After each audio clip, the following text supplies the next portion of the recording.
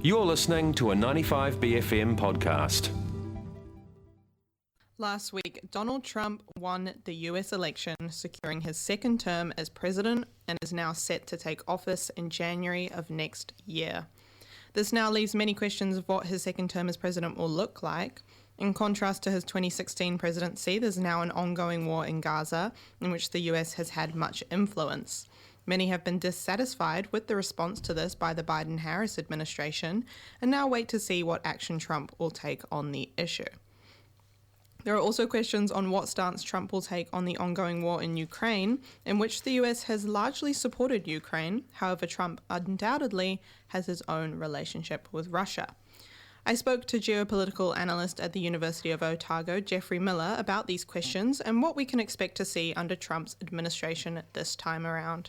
Donald Trump has been re-elected as President of the United States. This now is leaving many questions of what his second term as president will look like. In contrast to his 2016 presidency, there's now an ongoing war in Gaza, in which the US has had much influence already. Many in the US have been dissatisfied with Joe Biden's response to the conflict in Gaza. What do you think will change under Trump's presidency, and what way are things set to go?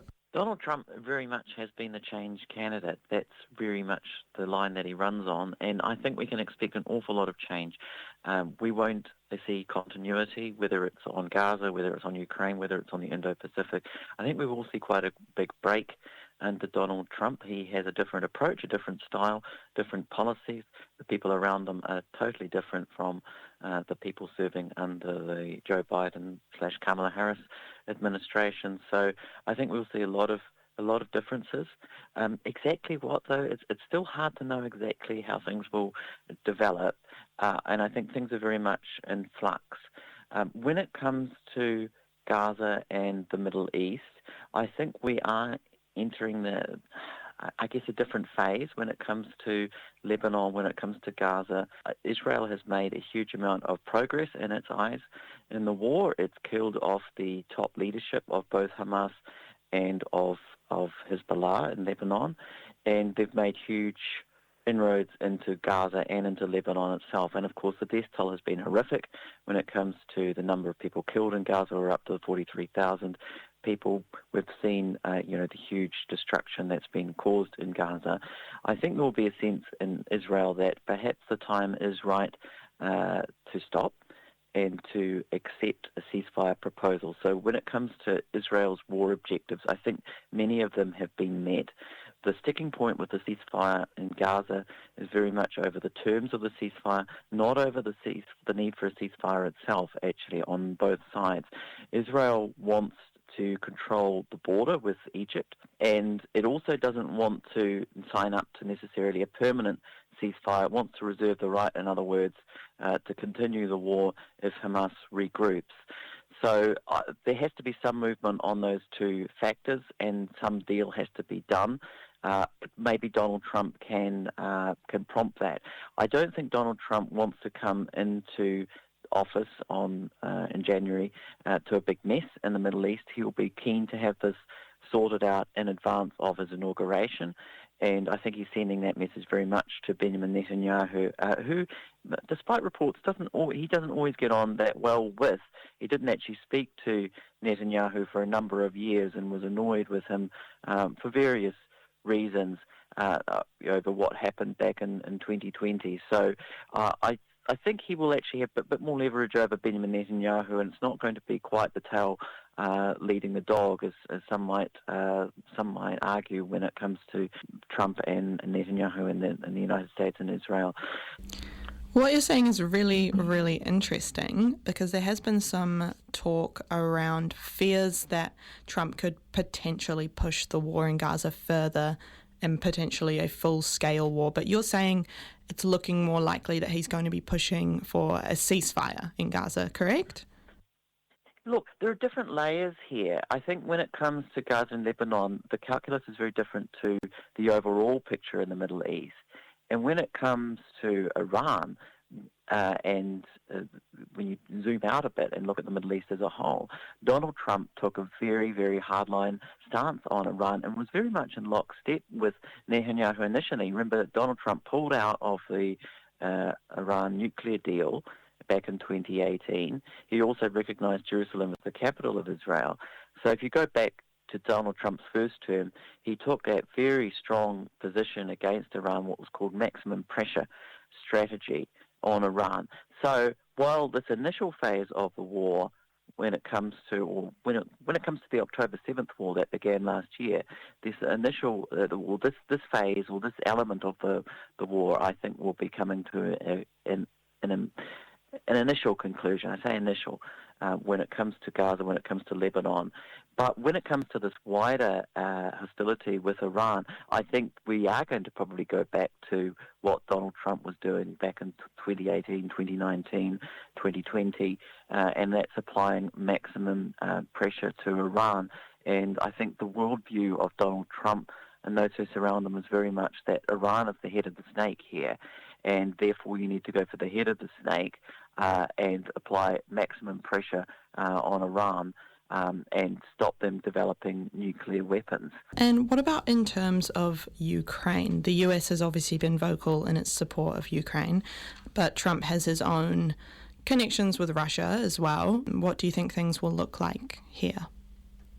Yeah, there's just been a report that's come out that Donald Trump has had a phone call with Vladimir Putin, and I believe that would be the first conversation between a US, now it's of course a president-elect, but Joe Biden has not had any conversations with with Vladimir Putin, I believe, since the start of the war. So this is significant if this has taken place, this phone call, and I think it is sort of symbolic for the different approach that Donald Trump will take.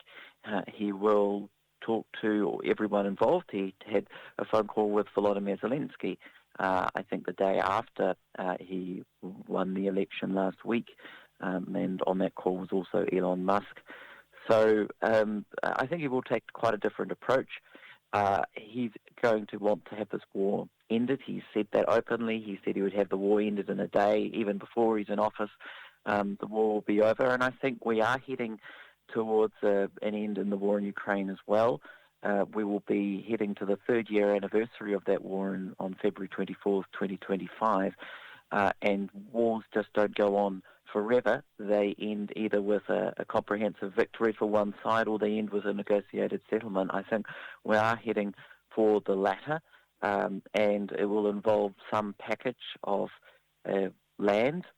In other words, Russia will end up with some part of Ukraine, what they have annexed so far. It's roughly 20% of Ukraine's area. But in exchange, there will be some kind of security guarantees for the rest of Ukraine, perhaps a pathway to joining NATO for the rest of Ukraine. And that will not be popular with Vladimir Putin, of course, and it won't be popular with the Ukrainian side that Russia takes a chunk of Ukraine. But I think in the end, compromises are usually not popular with either side. It's something that you just have to live with, and I think probably that's what will ultimately end up happening. Just how that will all work out is still hard to know. But again, both sides, I think, can see the writing on the wall. They know that Trump's going to be coming into office in January, and they will also act accordingly to some degree.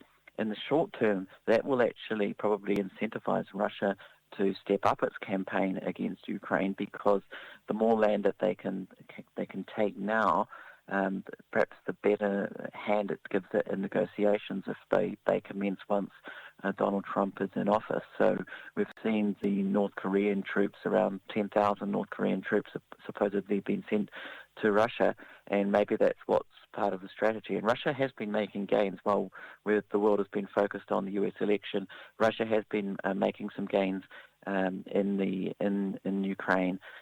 So, I think it will be a very, very different picture. I think it is good, though, overall to have dialogue and discussion on these things. I don't think the previous strategy has been working, and we've seen hundreds of thousands of lives lost in Ukraine many civilians killed, around 10,000 on the Ukrainian side, a smaller number on the Russian side apparently, but huge losses of life in both militaries. And it is untenable for that to go on, I think, for indefinitely. There has to be some kind of mediated solution in the end to the war. While that might not be popular with lots of people on both sides, I think it is the right approach to do. I think you have to talk here, and I think we need dialogue. So that does seem to be the route that Donald Trump is going down, by talking at the leader level to both Volodymyr Zelensky and Vladimir Putin, talking to all sides. That doesn't mean you necessarily agree with what you're being told, but it's just simply opening up channels of communication. I think overall that's a positive thing. That was geopolitical analyst at the University of Otago, Geoffrey Miller, on the potential impact of Donald Trump's presidency on the ongoing wars in Gaza and Ukraine. That was a 95BFM podcast. To hear more, head to 95bfm.com/bcasts.